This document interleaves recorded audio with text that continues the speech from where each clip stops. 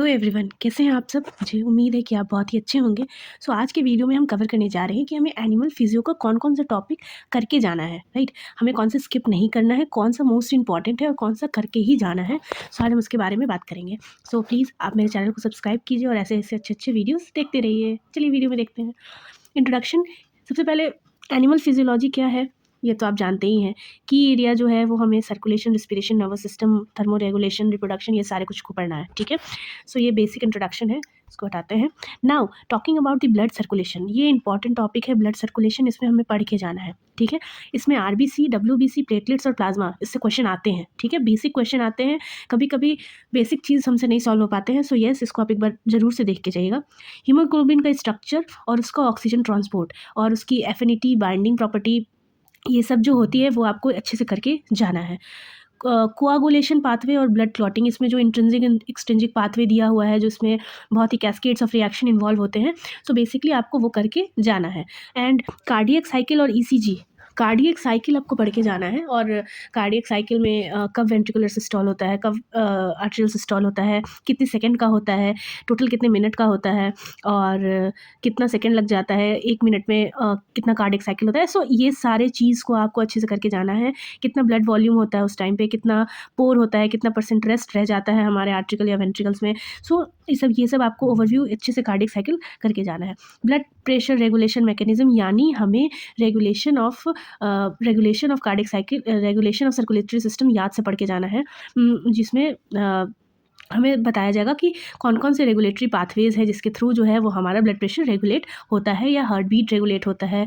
ठीक है, nervous system के थ्रू कैसे होता है, कौन से पैरासिम्पैथेटिक, सिंपैथेटिक कौन सा पाथवेज चलता है। बेसिकली हमें ब्लड सर्कुलेशन पढ़ के जाना है। Now talking about the respiratory system, respiratory system में मैकेनिज्म ऑफ इंस्पिरेशन और एक्सपायरेशन तो ज़रूर पढ़ के जाना है कि इसमें कैसे ही हमारा थोरेसिक चैम्बर में डायफ्राग्राम फ्लैट होता है, डोम शेप में होता है, कॉन्ट्रैक्शन होता है, रिलैक्सेशन होता है, किधर की तरफ उसका मूवमेंट होता है। बेसिकली हमें इंस्पिरेशन एक्सपायरेशन जरूर से पढ़ के जाना है। हाँ, इसके साथ हमारे टाइडल वॉल्यूम्स और कैपेसिटीज़ दिए हुए हैं। उसको आपको अच्छे से करके जाना होगा। ठीक है, ऑक्सीजन एंड CO2 ट्रांसपोर्ट, हमें देखना होगा कि कैसे एसोसिएशन होता है, कैसे डिसोसिएशन होता है, कितना परसेंट ऑक्सीजन जो है वो प्लाज्मा या हीमोग्लोबिन के साथ मूव करता है, कितना परसेंट कार्बन डाइऑक्साइड का मूवमेंट कहाँ कहाँ से किन किन फॉर्म में होता है। बेसिकली ऑक्सीजन का और कार्बन डाइऑक्साइड का ट्रांसपोर्ट जरूर पढ़ना है। हाँ, इसमें एक ग्राफ दिया होगा, उसमें लेफ्ट शिफ्ट, राइट शिफ्ट होता है एसोसिएशन और डिसोसिएशन में, कौन कौन से फैक्टर्स रिस्पॉन्सिबल होते हैं बाइंडिंग में। आपको ये ज़रूर से करके ही जाना है। ठीक है, बोर्स इफेक्ट्स और हैंडलिंग इफेक्ट्स में यही पढ़ना है, राइट शिफ्ट, लेफ्ट शिफ्ट, और आपको एक ग्राफ दिया होगा, सिग्मॉइड कर्व दिया होगा। आपको उसको अच्छे से समझ के जाना होगा। ठीक है, रेगुलेशन ऑफ रेस्पिरेशन भी ज़रूर से पढ़ के जाइएगा कि कैसे मेड्यूला के थ्रू रेगुलेशन होता है, कैसे कीमो रिसेप्टर्स प्रेजेंट होते हैं हमारे बॉडी में, कहाँ कहाँ वहाँ पे जो कार्बन डाइऑक्साइड और हाइड्रोजन के आयन में कंसंट्रेशन में अगर चेंज होता है तो कैसे वहाँ पे वो रिफ्लेक्स एक्शन काम करता है। बेसिकली रिस्पिरेटरी सिस्टम में हमें ये पढ़ना है। नर्वस सिस्टम में हमें न्यूरॉन का स्ट्रक्चर फंक्शन पढ़ना है, ये बेसिक है।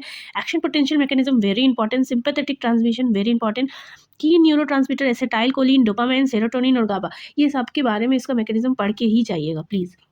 नाउ एंडोक्राइन और हार्मोनल, इससे बहुत क्वेश्चन आते हैं और कभी कभी सीधे सीधे भी क्वेश्चन आ जाते हैं। आप टाइप्स ऑफ हार्मोन पढ़ के जाएंगे, कितने तरीके के होते हैं, पेप्टाइड, स्टेरॉइड और amino acid derives.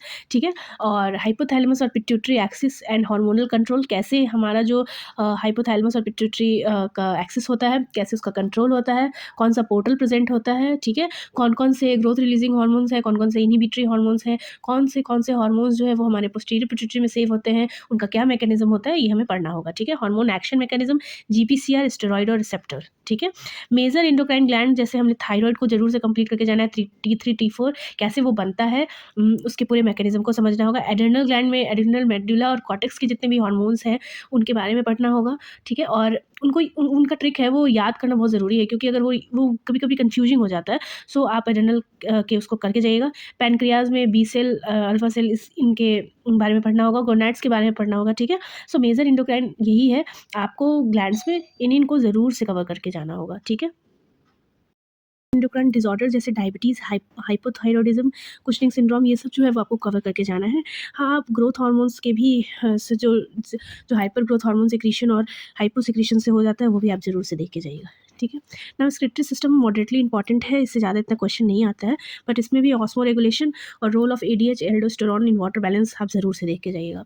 Now talking about the muscle physiology, इसमें कार्डियक, स्मूथ और स्केलेटन मसल एक बार देख लीजिएगा, ठीक है। और हमें स्लाइडिंग फिलामेंट थ्योरी ज़रूर से देख के जाना है, स्ट्रक्चर ऑफ एक्टिन, मायोसिन, ट्रोपोमिन, और उसमें जो ट्रोपोनिन में जो वो 3 बाइंडिंग साइट्स होते हैं, वो role of ATP and calcium in muscle construction, ये सब ज़रूर से आप ये देख के जाइएगा, इंपॉर्टेंट टॉपिक है। डाइजेस्टिव सिस्टम मॉडरेटली इंपॉर्टेंट है, आप करके जा सकते हैं, नहीं भी जा सकते हैं, बट इसका रेगुलेशन पार्ट ज़रूर से देख के जाइएगा। Reproductive in male and female physiology important है, हार्मोन का कैसे रेगुलेशन होता है वो देख के जाना है, मेंस्ट्रुएशन साइकिल का फेज देख के जाना है, spermatogenesis and oogenesis very important.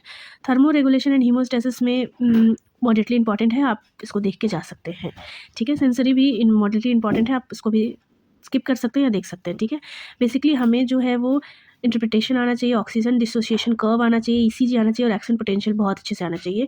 Previous year के सीएसआई और नेट के क्वेश्चन सॉल्व करके जाइएगा, और जो भी हमने समरी देखा है उसको अच्छे से करके जाइएगा। ऑल द बेस्ट, आपका एग्जाम बहुत ही अच्छा जाएगा। Thank you.